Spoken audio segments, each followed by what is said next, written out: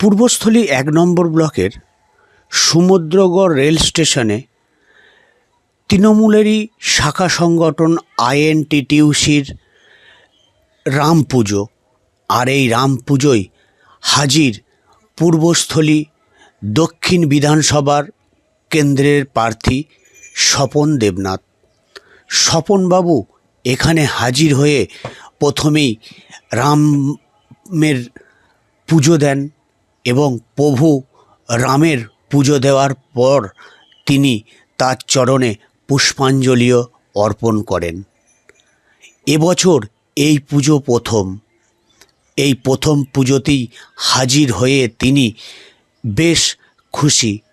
পাশাপাশি তিনি জানান এরপর আরও বেশ কিছু জায়গার রাম পুজোয় তিনি হাজির হবেন, যেমন বিখ্যাত শ্রীচৈতন্য মহাপ্রভু পূর্বস্থলী থেকে যেখানে তার শিক্ষার পাঠ নিয়েছিল সেই জায়গাতেও রামনবমীর মেলা হয়, সেখানেও উপস্থিত হবেন এবং রামের পুজো দেওয়ার পর সাধারণ মানুষের সঙ্গে কথা বলবেন।